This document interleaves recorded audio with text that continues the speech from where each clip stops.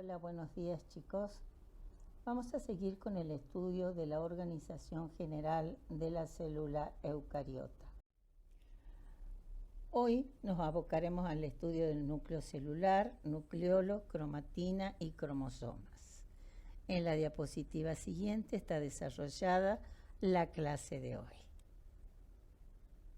¿Qué hemos visto hasta ahora? Todo lo que es membrana, lo que está dentro, que sería el citoplasma, donde está inmerso los distintos organoides, como ser las mitocondrias, los lisosomas, centríolos, el sistema de endomembrana. Ese sistema de endomembrana, si ustedes recuerdan, habíamos dicho que estaba formado por lo que es la membrana nuclear, por el retículo endoplasmático liso y rugoso, por el complejo de Golgi, por los endosomas y los lisosomas. Todo eso estudiamos hasta acá. Estudiamos también todo lo que rodea a la célula, que es la matriz extracelular, las uniones entre célula y célula y la comunicación intercelular, porque la célula no está aislada, no está sola. Entonces, ¿qué es lo que nos quedaría estudiar como parte del sistema de endomembrana y como parte tan importante de la célula, que sería la membrana nuclear con su núcleo, obviamente el núcleo celular? Y antes de pasar, quiero recordarles que cuando nosotros hablamos, o ustedes habrán visto, cuando hablamos de núcleo siempre decimos el núcleo en interfase. ¿Por qué? Porque si nosotros vemos acá este dibujito, que es el del ciclo celular, la célula hace un ciclo en su vida. Va a estar en interfase, donde se dice que es la célula está en reposo, pero tiene su mayor actividad metabólica, y eso le va a permitir entrar en división celular. Hasta acá nosotros siempre hemos estudiado a la célula durante el periodo de interfase. Y para poder observarlo al núcleo y estudiarlo al núcleo, tenemos que estar en este periodo, en el periodo de interfase.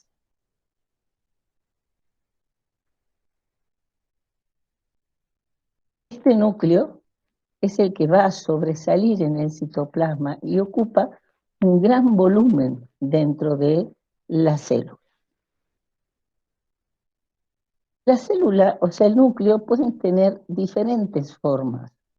Podemos tener núcleos esféricos, núcleos que son alargados, núcleos que son planos. Este es un tejido, del tejido adiposo, que digamos, es una gota de grasa que lo está aplastando, que lo está, digamos, contra la membrana plasmática.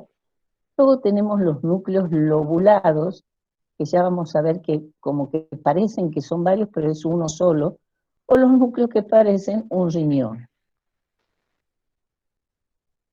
A su vez, el número de núcleos por célula, en la mayoría de las células normales, los núcleos son únicos. Que tenga diferentes formas es otra cosa, y ya vamos a ver por qué. Si yo les digo acá, por ejemplo, tengo un basófilo, un eosinófilo, es aparente, o sea, parecería ser que hay más de un núcleo. Ya vamos a ver que es un núcleo, nada más, pero tiene una forma muy especial, igual que los neutrófilos. En este caso también tenemos un solo núcleo, acá un solo núcleo. En el caso de los fibroblastos también tenemos un núcleo, pero en los osteoclastos, igual que en el tejido muscular, tenemos células que son multinucleadas. En otros tejidos, la aparición de células multinucleadas nos da un signo de que puede haber un proceso o sea, que puede aparecer cáncer. ¿Por qué? Porque el núcleo se divide más rápido que lo que se divide el citoplasma, y eso me ocasiona células multinucleadas. En cambio, en los osteoclastos es normal que tengamos células multinucleadas. Cuando yo les dije recién de que aparentemente es como si tuvieran varios núcleos, como en el caso de los polimorfos nucleares, este es un neutrófilo. Ustedes dirán, bueno, este es un núcleo, este es otro y este es otro. No, es un solo núcleo que tiene varios lóbulos y esos lóbulos están unidos por fibras de cromatina. Entonces, parecen tener muchos núcleos, pero no es un solo núcleo y que pueden tener diferentes formas. De ahí el nombre de polimorfo, muchas formas de núcleo. Los polimorfonucleares, en los glóbulos blancos, serían los neutrófilos, los eosinófilos y los basófilos. Los que se encuentran en mayor cantidad son los neutrófilos. Y cuando vean ahora el práctico, desgraciadamente no lo van a poder ver al microscopio, pero sí van a poder observar las láminas de cómo se observan los glóbulos blancos en el microscopio. Parecen muchos núcleos, pero es uno solo. Eso no se olviden porque puede generar alguna confusión. Bien, vamos a estudiar ahora qué se observa en el núcleo de afuera hacia adentro. De afuera hacia adentro, el núcleo tiene una membrana que es doble, que es la que se va a continuar con el retículo endoplasmático rugoso. Decía es que forma parte del sistema de endomembrana. Esta membrana nuclear es una membrana doble, no continua, sino que presenta como orificios en donde se va a ubicar el complejo del poro. En la parte interna se va a ubicar lo que se llama la lámina nuclear, y esto me va a englobar lo que sería el núcleo plasma. O sea, como nosotros tenemos una membrana nuclear externa y una membrana nuclear interna, digamos, el espacio que queda entre esas dos membranas es lo que se llama el espacio perinuclear, que va a englobar a lo que se denomina el núcleo plasma, cuya composición es muy similar al citoplasma. Pero en ella vamos a encontrar inmersa la cromatina, como también vamos a encontrar una estructura que no tiene membrana, que se denomina nucleolo. Y esta estructura, el núcleo, la vamos a ver solamente cuando la célula esté en interfaz. Decir que ustedes en muchos lados van a encontrar la palabra, o sea, cuando estudien núcleo, dice núcleo en interfaz. Está además en interfaces, porque solamente el núcleo lo observamos en interfaz, no en división celular. Eso quiere decir, y ya lo vamos a ver más adelante, no es que el núcleo va a desaparecer por obra de magia, sino que la cromatina se va a condensar en cromosomas y la membrana nuclear se va a replegar hacia el retículo endoplasmático para formar el uso mitótico y dar pie a la división celular. Luego se volverá a formar, la cromatina desde los cromosomas y esta membrana nuclear se organizará a partir del retículo endoplasmático rugoso. Entonces ahí quiero que se fijen. Es una membrana doble que no es continua, no la hagan nunca continua la membrana nuclear, que presenta espacios en donde podemos encontrar los llamados complejos del poro.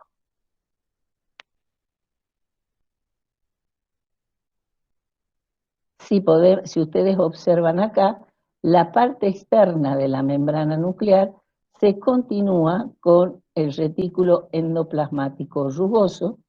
La membrana interna o la parte interna está en contacto con lo que se llama la lámina nuclear, y a su vez esa membrana nuclear, porque es membrana, o sea, ¿cómo está formada?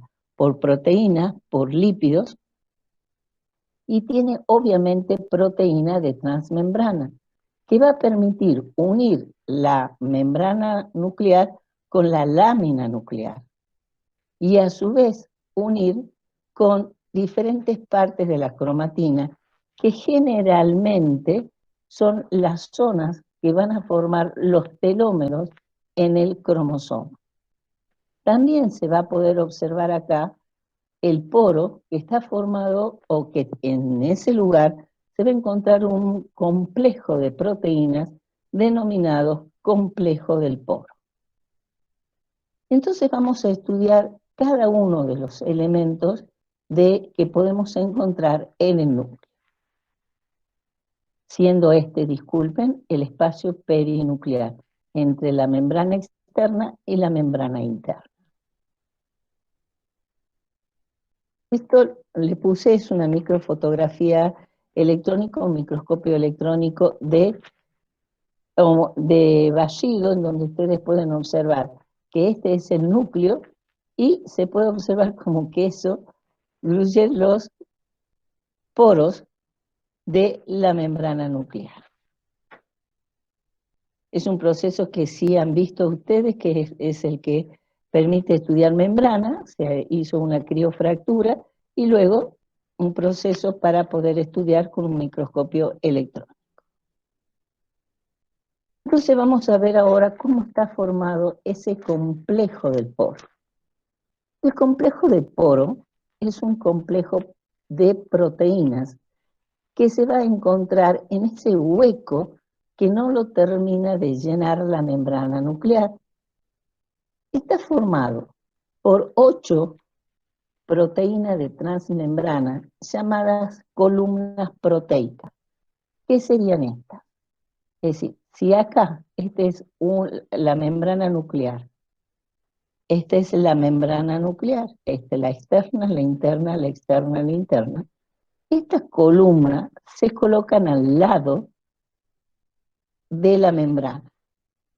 Pero fíjense ustedes que sale la naturaleza, que si ustedes tuvieran estas columnas, ¿qué pasaría? La columna subiría, bajaría. No se quedaría quieta.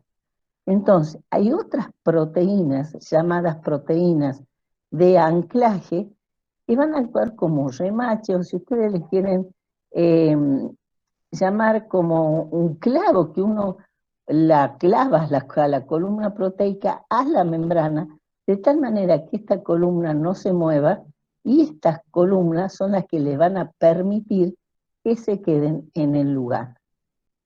De estas proteínas de anclaje van a salir otras proteínas llamadas proteínas radiales. Esas proteínas radiales van a permitir que este orificio que quede, que permite comunicar el citoplasma con el núcleo, sea más grande o más pequeño, dependiendo el tipo de partícula que vaya de un lado hacia el otro. Pero también tenemos que estar seguros que el material que viene desde el citosol caiga en el núcleo. Para ello, desde estas columnas proteicas nacen una fibrilla por donde se van a guiar este material que va a caer dentro del núcleo, y una vez que caigan dentro del núcleo, lo van a hacer también en una zona muy especial denominada jaula nuclear. ¿Cómo está formada esa jaula nuclear? También por fibrillas proteicas que se unen en la parte inferior, y se asegura de esta manera que el material que va desde el citoplasma hacia el núcleo caiga en forma correcta dentro del núcleo.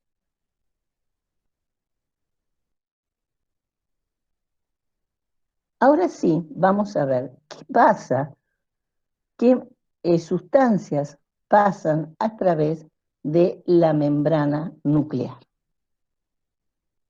Primero, tenemos que tener en claro, como siempre, que hay dos tipos de transporte. Uno con gasto de energía y otro sin gasto de energía. El que se hace sin gasto de energía es lo que denominamos la difusión, y lo hacen el agua y diferentes iones. Pero aquellos que gastan energía y que ingresan al núcleo son, para que ustedes no lo aprendan de memoria, son todas aquellas proteínas que van a estar involucradas en el proceso de duplicación, de transcripción del ADN del ARN. Entonces, ¿qué vamos a tener?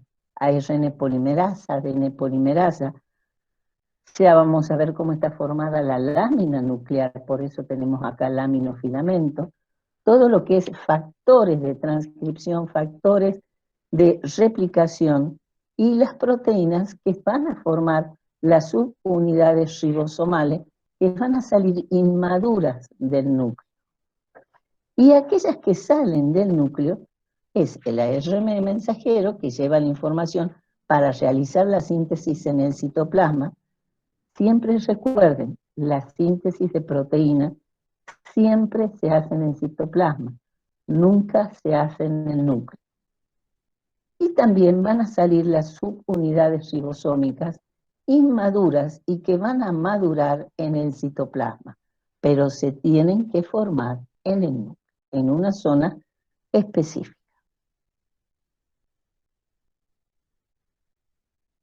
Para que esto ocurra, necesitamos saber que hay dos tipos de enzimas, tanto una en el citoplasma y otra en el núcleo, que juegan un rol muy importante en el pasaje de sustancias del núcleo al citoplasma y del citoplasma al núcleo.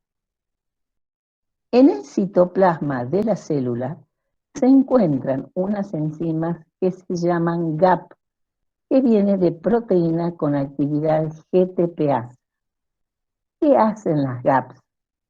Permiten que el GTP se transforme en GDP más fósforo inorgánico. Pero en el núcleo, las enzimas que se encuentran no son las GAP, son las GIF, que es de factor de cambio de GTP. ¿Qué significa eso? Que las GIF van a permitir que el GDP tome fósforo inorgánico y se transforme en GTP. En resumen, las GAP se encuentran en el citoplasma y permiten la formación del GDP. En el núcleo vamos a tener las GEF que permiten la formación del GTP. Si nosotros tenemos claro esto, vamos a poder entender el pasaje de macromoléculas a través del complejo del poro. Y vamos a empezar con ese pasaje. Las proteínas destinadas al núcleo, ¿qué tienen que tener? Tienen que tener un péptido señal. Pero estas proteínas, a diferencia de las que entraban en mitocondria, por ejemplo, a medida que son sintetizadas son plegadas y entran inmediatamente al núcleo. ¿Se acuerdan que las mitocondrias, las proteínas que van a mitocondria, se van a encontrar unidas a chaperona y en el momento que quieran entrar a mitocondria, son ayudadas por otras chaperonas? En este caso no, las proteínas de núcleo se forman e inmediatamente pasan al núcleo. ¿Cuál es el péptido señal? Porque se acuerdan que teníamos que tener una dirección que me diga que esa proteína va a cumplir su función en el núcleo. Para ello, esa proteína que va a ingresar al núcleo, su péptido señal es un NSL, o sea, señal que va a tener una señal nuclear. Cuando se sintetiza la proteína con este péptido señal, se va a unir a otra proteína por medio de ese péptido señal que se denomina la importina. Se une proteína con péptido señal a la proteína que la va a ayudar a ingresar al núcleo y que se denomina importina. Entonces vamos a tener formada la proteína que es la importina con su péptido señal y la proteína que va a ingresar.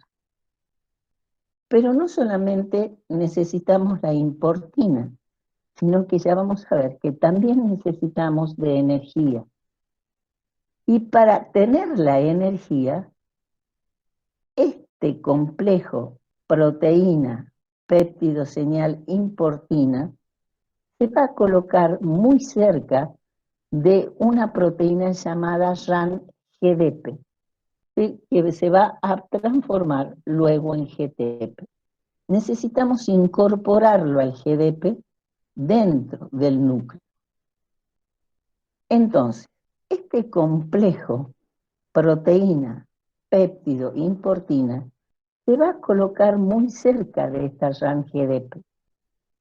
Recuerden que nosotros tenemos las GAP en el citoplasma, por lo tanto, no tenemos posibilidad de formación de GTP, sino formación de GDP.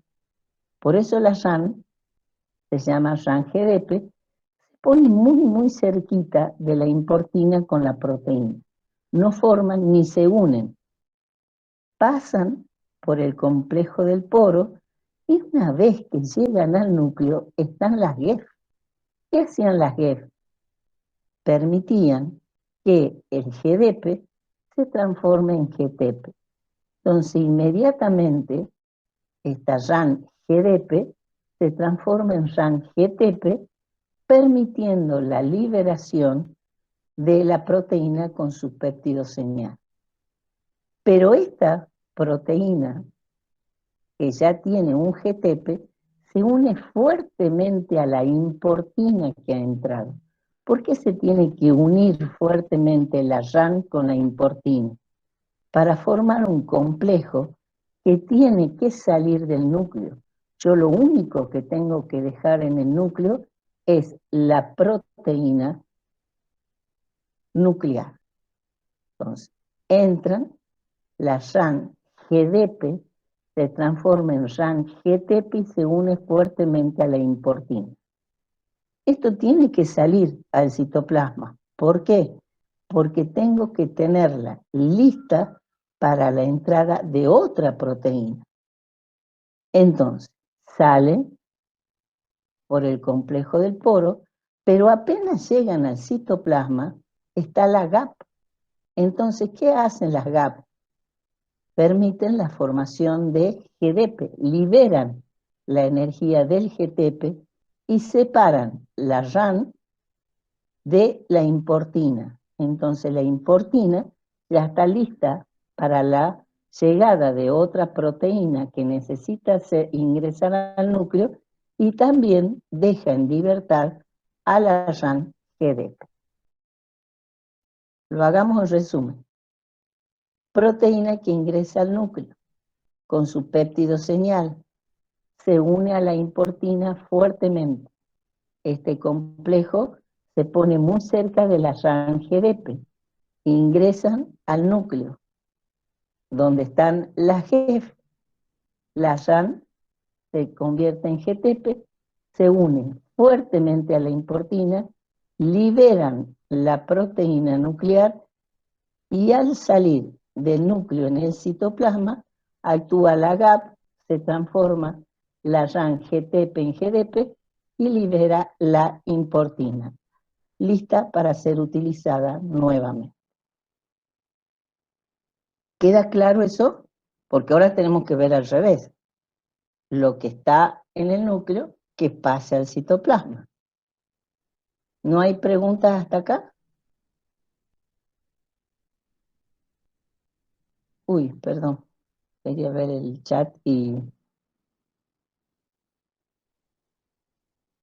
Entendido. Perfecto. Vamos a la otra.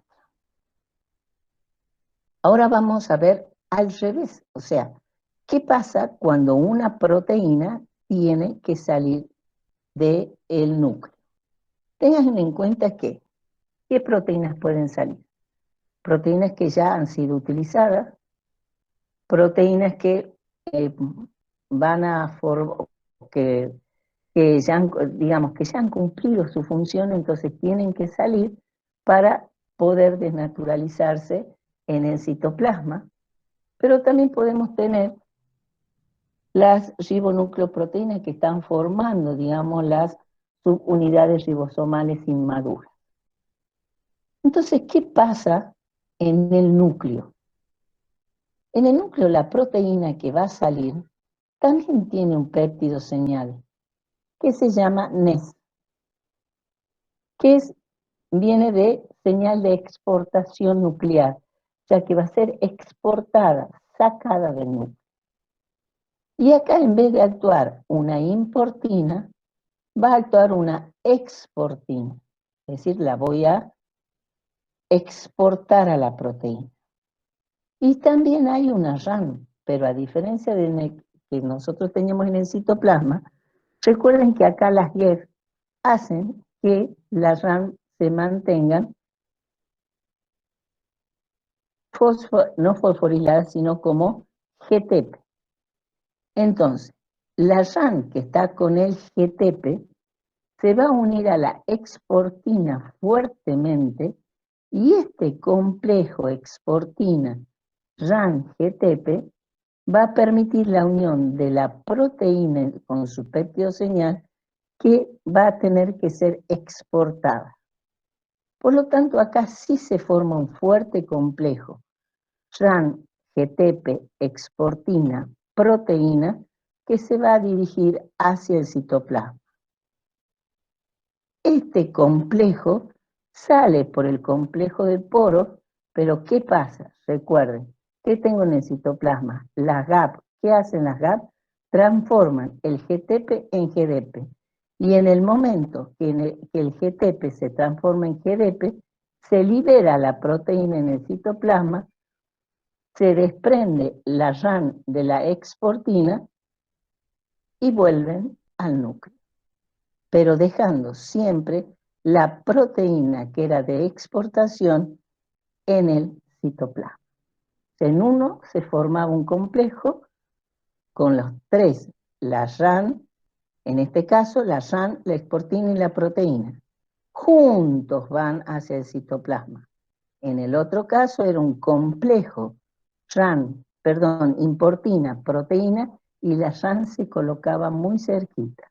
Y recién en el núcleo se formaba ese complejo RAN-importina. O sea, es todo un recambio, es decir, lo que yo tengo en el núcleo pasa al citoplasma, pero luego tiene que volver. O lo que tengo en el citoplasma pasa al núcleo, pero tiene que volver al citoplasma, tienen que ser reutilizados. Entonces acá las GAP y las GEF juegan un rol muy importante, porque eso va a permitir o no la liberación de energía.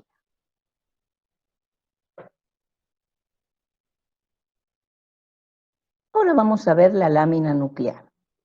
Algo de la lámina nuclear habíamos estudiado nosotros, es una lámina que se va a encontrar, es un grupo de proteínas que se encuentran en el núcleo por debajo de la membrana nuclear y va a permitir, de acuerdo a las proteínas de transmembrana de la membrana nuclear, unirla a la lámina nuclear abajo y a su vez que la cromatina, especialmente la zona que va a formar los telómeros de los cromosomas, permanezcan unidas a esa lámina nuclear por diferentes tipos de proteínas llamadas la laminina A, B y C.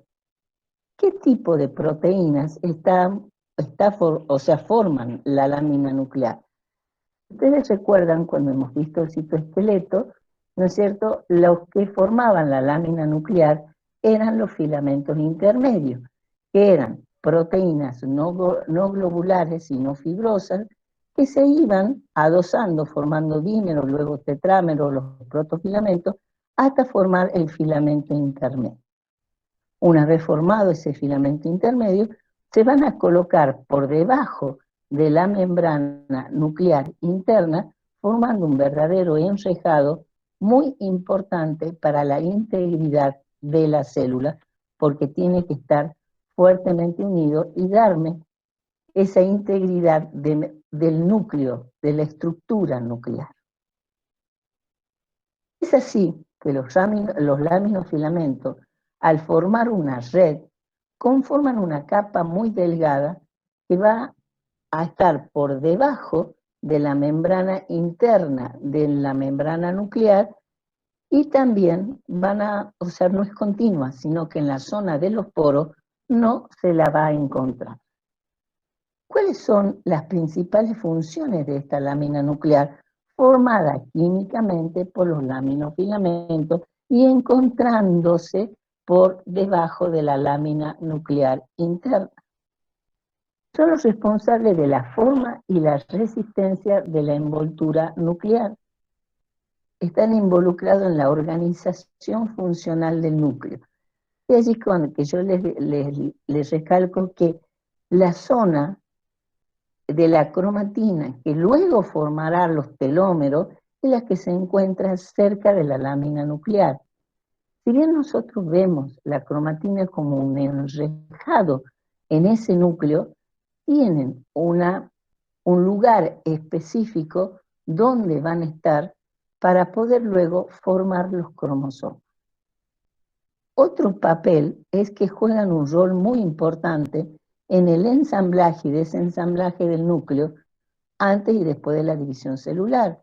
¿Se acuerdan que yo les dije que nosotros observamos el núcleo cuando estamos en interfase, pero que el núcleo no desaparece por obra de magia, sino que la membrana nuclear se repliega al retículo endoplasmático rugoso y ahí es donde tiene un rol muy importante la lámina nuclear, como también el ayudar a la condensación de la cromatina para la formación de cromosomas.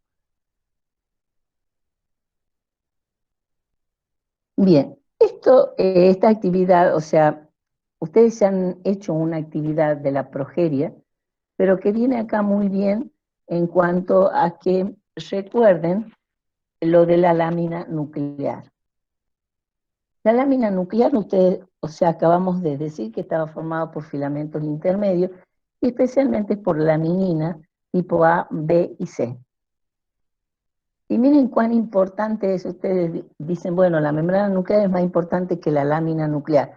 Si ustedes se ponen a pensar cuán importante es la lámina nuclear, que con la mutación de solamente un gen, me produce la mutación de una proteína que forma parte de esa lámina nuclear y me produce esta enfermedad. ¿Cómo se llama? Progeria. Es la mutación de un gen que forma parte, o sea, de un gen que codifica una proteína de la lámina nuclear que se llama LMNA, que es la laminina. ¿Y qué va a producir? Una inestabilidad en el núcleo de la célula, de los organismos que tienen esta mutación. Entonces, al tener inestabilidad, la célula no tiene un ciclo normal, sino un ciclo anormal, y eso no le permite una duplicación normal. Entonces, lleva a un envejecimiento celular prematuro, que es lo que sería la progeria. Entonces, con el tiempo, se pueden ir observando los cambios. En este caso, el mismo niño al año y el mismo niño a los 12 años.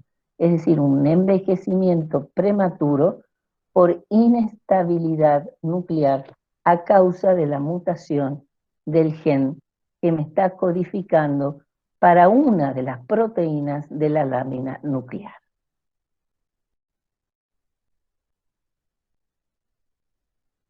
Bien, ahora vamos a pasar a estudiar esa estructura que yo les decía que hay en el núcleo y que no contiene membrana y se denomina nucleolo. ¿Cómo? O sea, químicamente, ¿cuál es la función del nucleolo?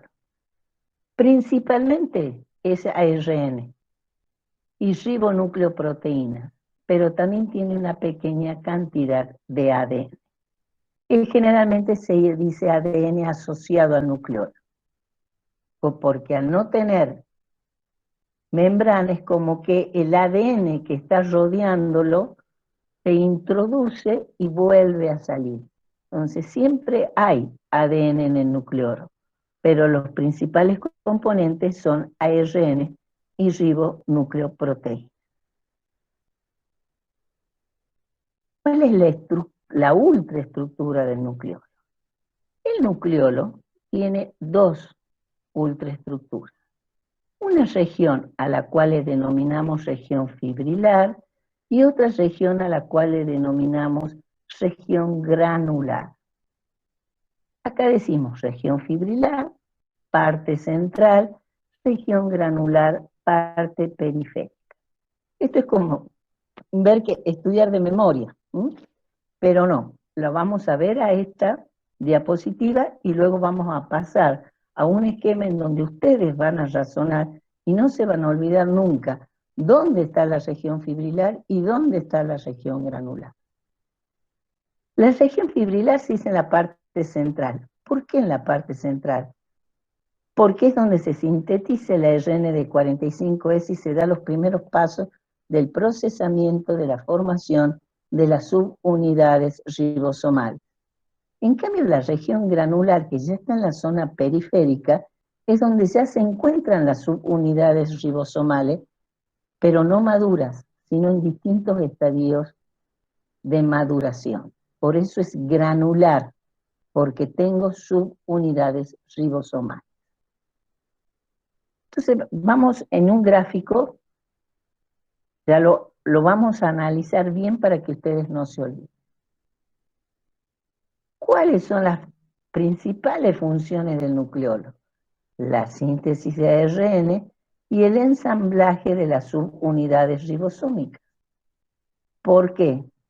Recordemos, los ribosomas que encontramos en el citoplasma eran de 80S, formados por dos subunidades, la subunidad mayor de 40S y la subunidad menor y la subunidad mayor de 60S. Esta subunidad menor está formada por un ARN ribosómico de 18S. Acuerden que ese es unidades S-verde, unidades de sedimentación. Y aparte de tener ese ARN de 18S, tiene 33 ribonucleoproteínas.